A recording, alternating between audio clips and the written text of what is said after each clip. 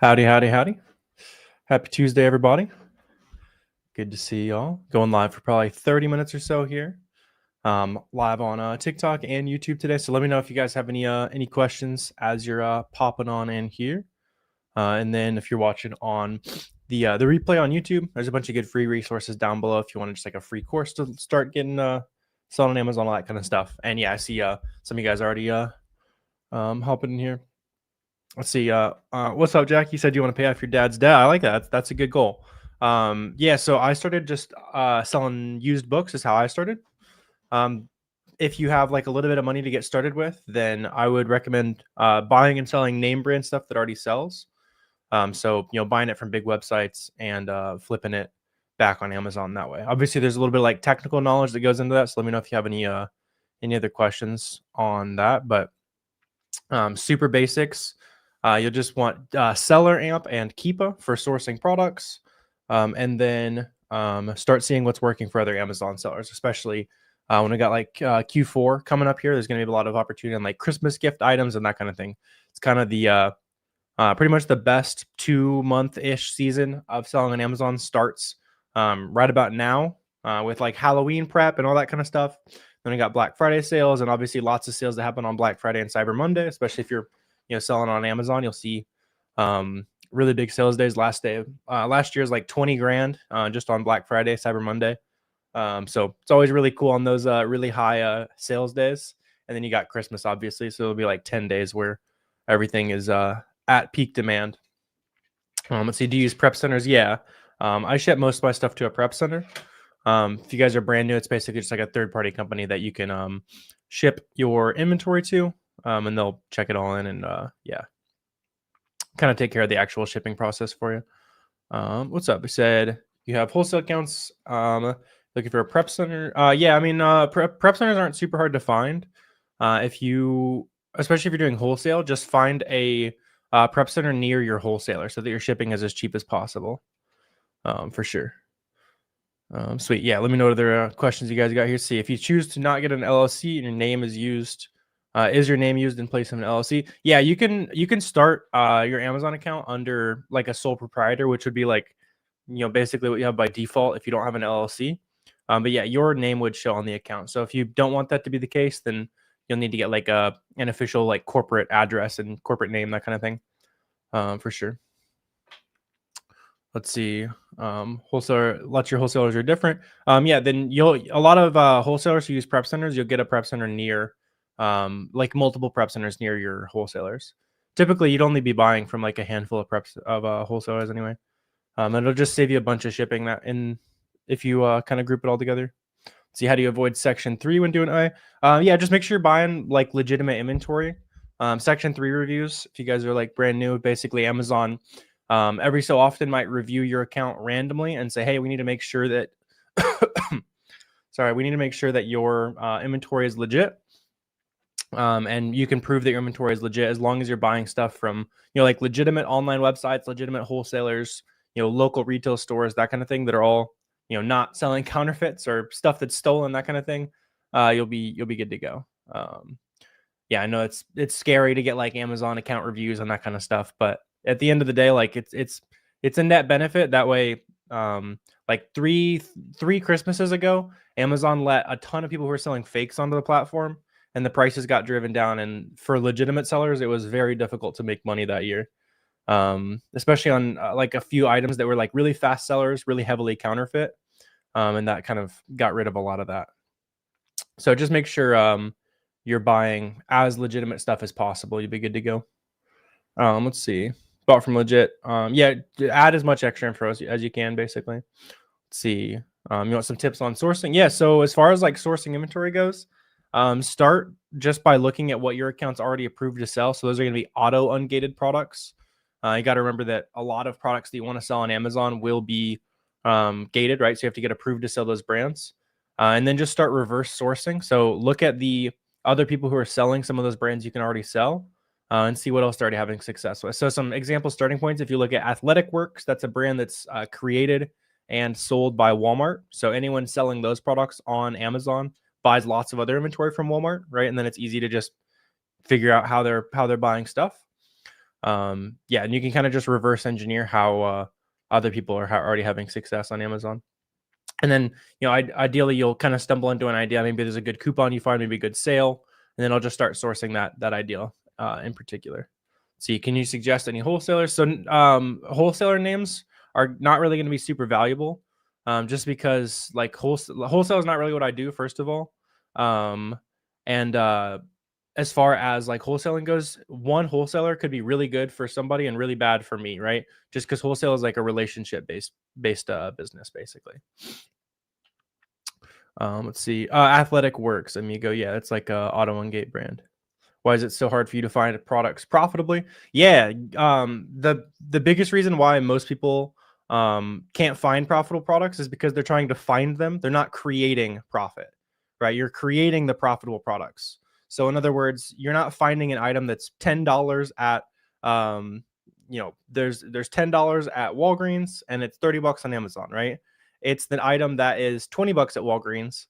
And let's say today in particular is a 20% sale plus a buy one, get one, plus you can get some cash back, right? So the Amazon seller who just looked at the retail price skips it, but a smart Amazon seller who's going to stay around for a long time creates the profit on a product, rather than just like, just hoping you stumble across it. So whenever you're looking at products, make sure you're factoring everything in. So loyalty rewards programs, coupons, sales, discounted gift cards, cash back, lots of different ways to add up bonus money. Yeah, like cash back alone pays the vast majority of my bills at this point. And that's just like one like nice side effect of the business. So you should be making sure you're maximizing like every single possible outcome, basically. Let's see. Helping people start the business here. Yeah, let me know if we got what questions you got. Yes. Yeah, for any of you guys who are like brand new, just kind of wanting to get started. Lots of good stuff to learn for free. If you guys are on TikTok, there's a free course up in my bio. It's like 3 hours long, has some spreadsheets and that kind of stuff that'll help you get started as well. For sure. What's up, Adrian? How you doing, man? Good to see you. A little late. You're all good. All good. Sounds good. Let's see. What's up? Zach, you said, as a new seller, should you try to sell things that are auto ungated or should you try to get ungated buying from a distributor? Yeah, you might as well sell auto ungates when you're getting started, just because it's like opportunity that's already unlocked. But you can always like get ungated to sell things that are still gated for you. So do both, basically. Chill out, German. You want to shoot for about 10 to 20% profit. All right, that's enough, man. That's enough. leave some space for everybody else. That's funny. Yeah, so you want to shoot for about 10 to 20% profit as an Amazon seller. Yeah, if you're doing a lot of the work yourself, then it's probably going to be closer to 20%. The way I like to sell on Amazon, where I hire virtual assistants to do a lot of the work and hire prep centers to do a lot of the shipping, that kind of thing, you're probably closer to like 10% profit margin. What do you think about other Amazon sellers who say sales equals ungate and invoices are bad? I mean, I don't see how invoices could be bad because that's how you prove that you're buying legitimate stuff. But if you do, like, the more sales you make, the more auto ungates you'll get. That is definitely true. Usually you'll see it around like the 5 to 10K sales mark, where you'll start to plug in brands that previously wanted an invoice, now will automatically unlock for you. Yeah, there's a lot of like auto ungates as well, so you can just kind of start with that if that's holding you back. Right now is like honestly probably the perfect time to get started on Amazon, if not maybe like 2 to 4 weeks ago, because we got Christmas coming up, so that's when the prices are going to be as high as possible. So right now, during the next like 30 days, if you can lock in and sell some auto ungate products, kind of learn the basics, that'll teach you a ton about how to really take advantage of everything that's going to be super profitable during the Christmas rush, basically. So how do you win the buy box on listings? Yeah, so buy box, just like the add to cart button. Obviously, you want your store in the add to cart button. The most important things for getting sales on Amazon is having the same or even a slightly higher price than who is currently winning the sales on a listing, and having the fastest shipping speed. So typically that's going to mean FBA sellers who are close or at the lowest price on the listing are going to be making the sales. And then you're usually just going to take turns in the buy box or making those sales, basically, is how you can think about it. Let's see. How long does Amazon seller take to get approved? It kind of depends. Usually, especially recently, I've seen it be like a few days, maybe a week or two. So you definitely want to get that going if you don't have your account already. Yeah, you have a seller account not listing products yet. Need help on what products to find. Yeah. You gotta, obvious step one is getting the Amazon seller account out. As far as sourcing products goes, just fire up SellerAmp and Keepa. Those are the two softwares that you need for product research. It's like $40 a month. And then the basic gist is figure out what's already working for other Amazon sellers. Just look up on YouTube, just look up Fields of Profit product sourcing or Fields of Profit auto ungated. It'll show you. I've got a bunch of videos on YouTube for free showing you how to source products using those tools and kind of making it as simple as possible for you. Let's see. I don't do wholesale or private label. Yeah, for sure. Let's see, 2.5. No, so I sell 2.5 million a year. So profit for me, I'm usually shooting for about 10% net because I'm paying a team to do 95% of the work, all the shipping, that kind of thing. Gross margin, you want to be closer to like 20% gross margin, so you have plenty of room to, pay yourself extra if you want, or pay a team to do a lot of the work for you. I prefer paying people to do the work for me with a little bit of the extra profit. Can you wholesale with a reseller's permit? Yeah, depends on the state. Some states you don't even need a resale permit because there's like already sales tax exemptions and stuff. Let's see. If a product sells 50 times a month, only has a couple other people selling it, is a good product to sell? Yeah, definitely can be. Honestly, I don't really look at how many other people are selling on the products that I sell, which sounds weird. I do look at the trend of sellers, right? So if normally there's 3 sellers on a listing and in the last week it's become 30, I'm obviously going to be a little bit more apprehensive. But I've sold really good products with 100 sellers on it. I've sold really good products with 2 sellers on it. It's just more about the trend of sellers. You just want to make sure in general you're not buying into things that a lot of other people are buying into, because it's going to cause a natural race to the bottom, basically. But yeah, good question there, Zach. Let's see, source. Yeah, I don't do Shopify or AliExpress or anything like that. As far as like my sources, I just buy from big websites. So last night we were buying some like vitamins from Walgreens and Vitacost, that kind of thing. We're buying some clothes from like big clothing brand websites, like all kinds of stuff. But I think we bought some makeup from like Ulta, some other big beauty websites, that kind of thing. Mostly just kind of trying to stock up for the holiday rush at this point, because everything's about to get a lot faster selling and a lot more profitable. So trying to get ready for that, basically. Sweet. And it says to submit 100 units to get ungated. Do you submit 100? Usually I'll just do 10 on those, Near, and I've never actually submitted 100 on those, and 10 has always worked for me. Might just have to submit a couple times. Startup cost, if you have like $1,000 to $2,000, that's good. I had $1,500 when I started, and then just kind of kept reinvesting the money. So if you don't have a ton of money when you're starting out, just keep in mind you're probably going to end up reinvesting that money for quite a while. So if you're starting with like no money, don't expect to be pulling $50,000 in your bank account anytime soon. You got to remember that a lot of the growth comes from reinvesting those profits, and then later down the line you can pull a salary and that kind of thing. How big is your team? There's just 6 of us at the moment. So smaller team than I have been running in the past, but just focused on overall profitability. Going pretty good so far. Yeah, at one point I had closer to like 15 people on the team. It just didn't make as much sense. I was able to basically keep the same amount of profit, manage way less people.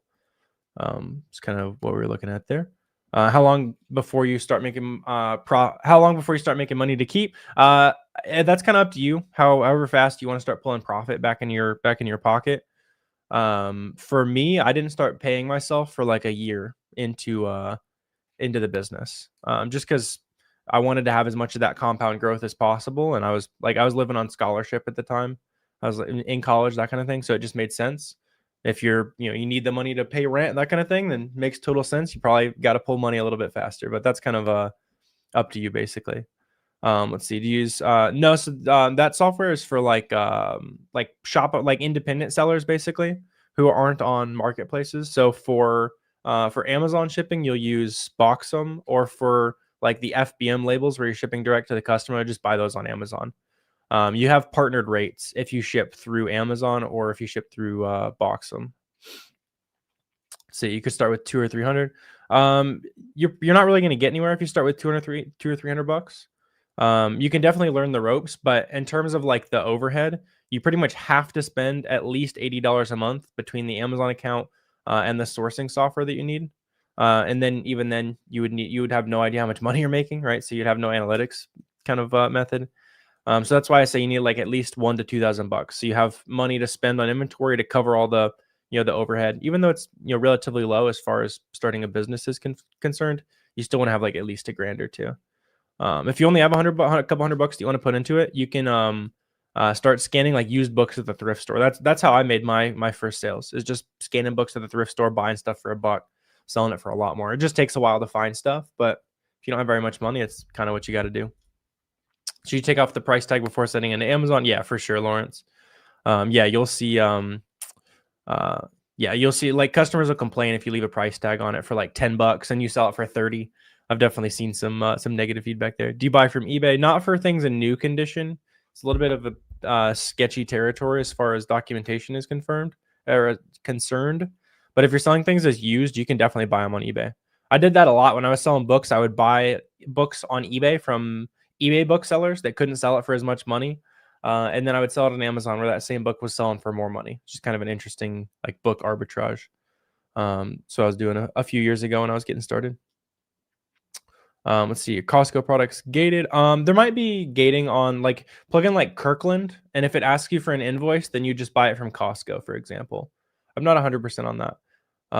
A lot of the best products that you'll sell on Amazon are things that require some extra levels of discount beyond like Costco. Typically, the price is the price, right?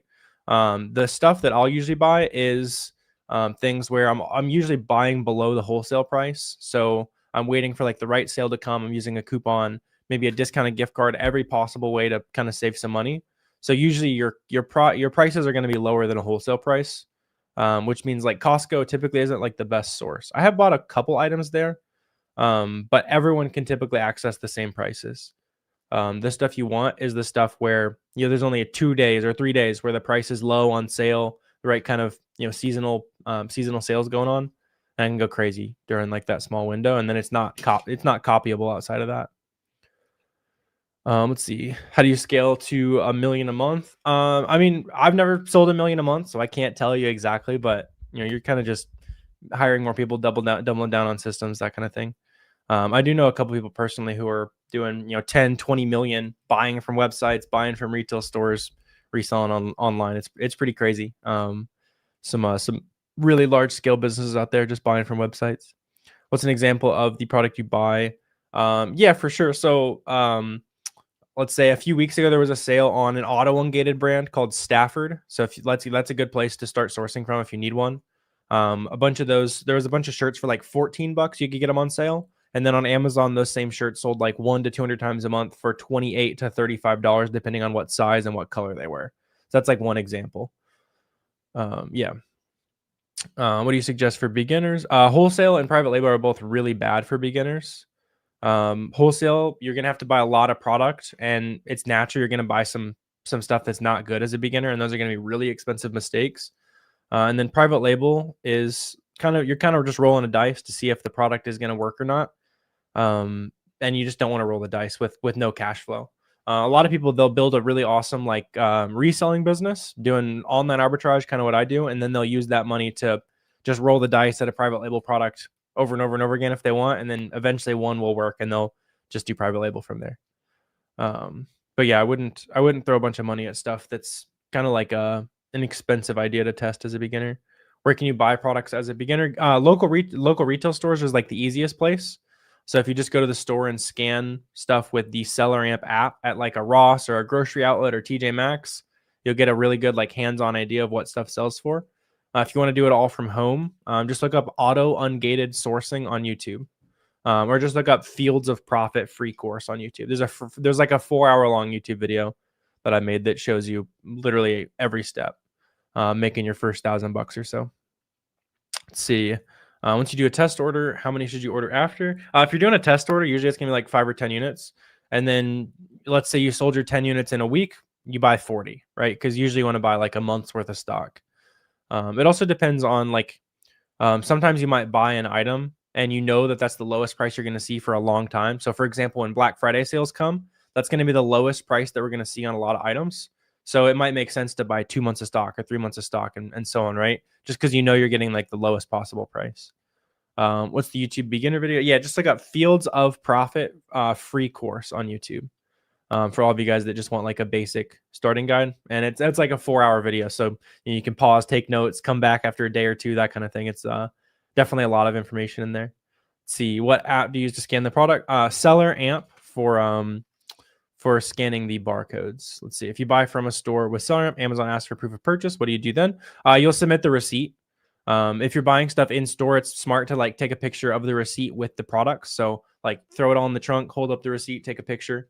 That way you can prove that you bought legitimate inventory. But yeah, just keep good track and make sure you have track of where you bought all your items, because it's like you said, it's not unusual for Amazon to ask where you're buying stuff. But Amazon's just making sure you're not buying like counterfeits or stolen goods, that kind of thing. It's a perfectly legitimate way to buy, as long as you're buying from real retail stores. Let's see, if you see dog food at Marshall's, can you get ungated at Petco? Yeah, Lawrence. So you just get like an invoice from like a Petco online, get your address on it, and you'll be good to go. What's the YouTube beginner guide? Yeah, so any of you guys that want like the beginner guide, there's actually a beginner guide up here on TikTok or down below if you guys are on YouTube. There's a free course that you can check out there, or just look up Fields of Profit on YouTube.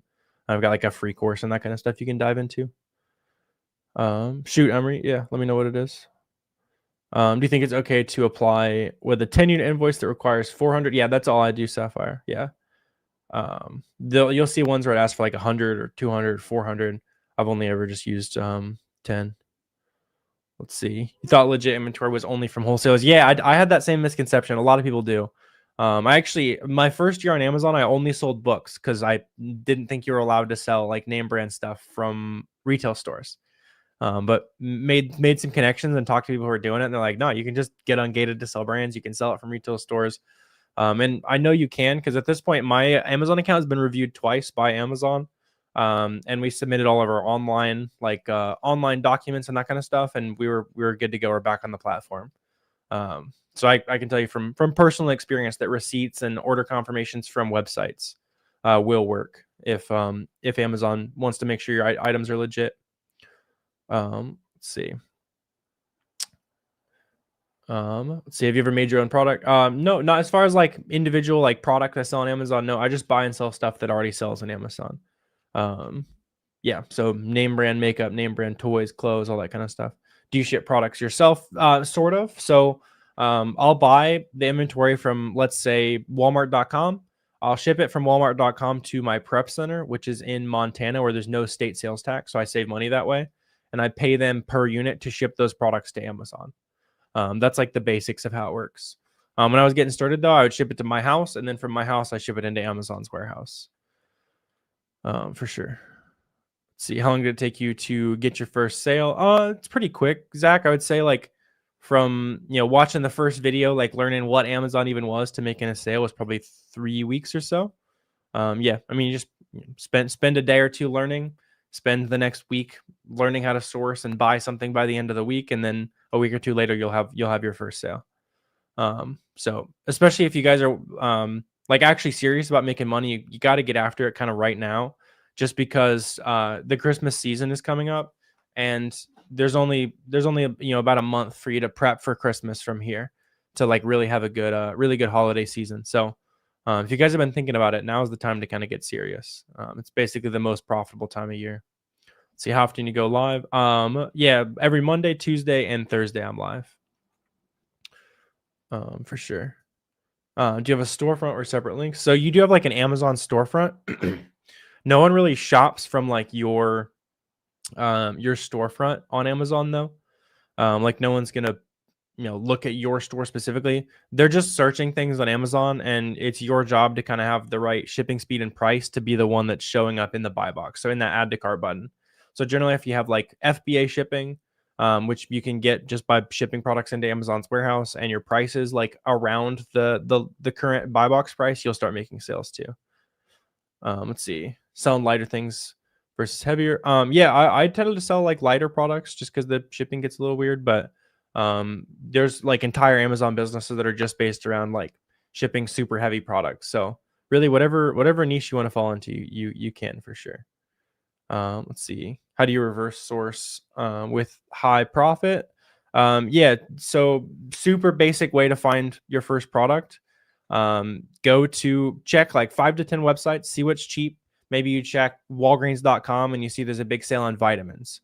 All right, now I'm going to go to vitamin sellers on Amazon and see all the products they sell because I know, all right, there's cheap vitamins at Walgreens today. And then I'm just comparing the two back and forth, specifically only looking at products that other sellers are already having success with, right? That way I'm not looking at a website and hoping there's an Amazon listing, hoping it sells well, all that kind of stuff.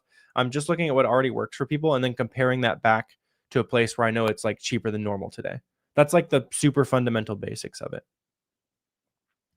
About a month ago, Costco had money off Halloween. Would that be something you'd have looked at? There definitely could have been some opportunity there. Yeah, like if you're in the store next time, scan those products with the SellerAmp app. It'll show you like what the data on those products look like. You can also look back and see like last Halloween, what price did they go to?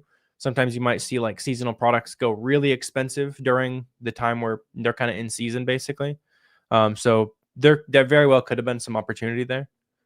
For sure. How'd you start alone or through a company? Yeah, I just started selling stuff on Amazon. You don't really need to.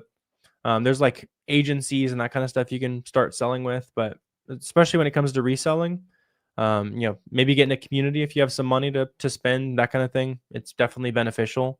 Beyond that, just sell something on Amazon. Yeah, I was just kind of digging in on YouTube, started selling basically. Let's see, how did you start selling? So I sold used books for like the first little bit as an Amazon seller, and then found out that I could sell name brand stuff, and that's a lot more profitable and a lot more scalable is what I realized pretty quick. So been doing that for about 5 years now, selling name brand stuff, and been selling Amazon since 2018. Let's see. Do if the weight of an item on SellerAmp is wrong. So that just means Amazon thinks the weight is wrong too. So if the weight of a product is wrong on Amazon, you can request a remeasure. You just make a case with Amazon, say, hey, I think the dimensions are wrong. They'll measure it, and then the fees will change accordingly. Yeah. Let's see. How do you get ungated for products that say you must have 100 products? I've only ever submitted 10 on those, Abdul, and it's always worked. Yeah, for sure. Do you ever get stuck with product you can't sell? Sometimes. Usually the only time that would happen is if like let's say you sell on a listing and the brand name was incorrect. So the listing gets removed on Amazon, or there was the UPC that was linked to the listing. That's been one recently where if the UPC that's on the listing isn't a real UPC, it's not a GS1 UPC, that listing might go down. But kind of the whole point of selling things that already sell on Amazon, like reselling, like what I do, is you're not really risking buying things that aren't going to sell on Amazon unless some outside force happens, right? When I buy something, I know exactly how fast it sells every month. I know exactly how much profit I'm going to make. And kind of the major downside to that is that if you're just reselling products, it's not a sellable asset. It's not a sellable business. To be honest, no one's really private label businesses are not exactly being bought recently either. So at this point, it's kind of just whatever cash flow you prefer. Let's see, what's typical profit margin? Anywhere from 10 to 20% is typical. Yeah. For sure. Why do products have no buy box? If Amazon thinks that if Amazon sees, like, let's say Walmart is running a sale for $10 on the product you're trying to sell for 30, Amazon might suppress it on Google, so the buy box would go away because your price is so much higher than another marketplace.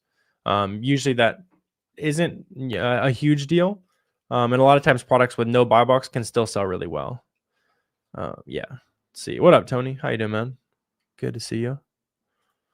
Hope the hairless cat's doing good too. I'm drawing a blank on the name right now. Let's see. What tool do you use? Yes, as far as sourcing goes, SellerAmp and Keepa is how you source products. And then on the back end, you'll use Boxem, which is how you make shipments and list products. That's how you get feedback automated. And then there's also an AI assistant on Boxem as well. So the Boxem AI assistant can kind of help you source products and answer any questions, show you how to source, that kind of thing. Yeah, it's pretty cool. It's basically like ChatGPT, but specifically for Amazon sellers. Let's see. If you get undercut by pennies by another seller, should you match or wait it out? This time of year, usually you can just wait it out because almost everyone's going to sell out on their best stuff during the holiday rush, and then you'll be the only one left, and you can raise the price on them. But yeah, usually if you're getting undercut, you can just set a rule to be above them by a penny or 2 pennies or whatever they're undercutting you by, because being a penny cheaper than somebody doesn't actually win more sales on Amazon. Yeah, being a penny cheaper doesn't actually win more sales. It's going to be pretty much the same. To undercut somebody and win more sales, you're going to have to be, $1 cheaper, $2 cheaper, like a significant percentage. What do you sell? Anything that's profitable, short answer. Recently it's been, stuff like clothes and vitamins and grocery and makeup. I'm not picky on what I sell. I just go wherever stuff is cheap that day. Some days you open up the computer and there's a bunch of good sales on makeup. I'm buying makeup that day. Some days there's good sales on grocery products. I'm buying groceries that day. I'm just buying whatever kind of niche across the internet is cheapest. So you're the lowest price on a listing. How long till you get a sale? If the listing's actually selling, should be relatively quick. You look at the data offers tab on Keepa, and you can see what people have been having success on, basically. Sweet. Yeah, awesome. Appreciate you guys hanging out here. For those of you guys who kind of want some next steps in terms of getting started selling on Amazon, to find that first product, go on YouTube and just look up Fields of Profit free course. There's a 4-hour YouTube video there. You'll get Keepa, get SellerAmp for sourcing products, and then you'll get Boxem for listing the product, shipping it, all that good stuff, the AI assistant, that kind of stuff. And really just prioritize within the next week or two. Try to spend $100 on products, $50 on products, whatever is not significant to you, that kind of thing. That'll be a great starting point. Main thing right now is just get that practice in as quick as possible, because it's really important with Christmas kind of coming quick. There's lots of good opportunities. So I act on those if you want some good action items. Probably going to go ahead and wrap up stream here. Lots of good questions and stuff like this. So I'll probably do the exact same stream. I'll be on TikTok and YouTube Thursday, same time. So yeah, dive in all that if you guys are excited. And awesome. Yeah. Fields of Profit on YouTube for you guys on TikTok. Appreciate you guys. Sweet.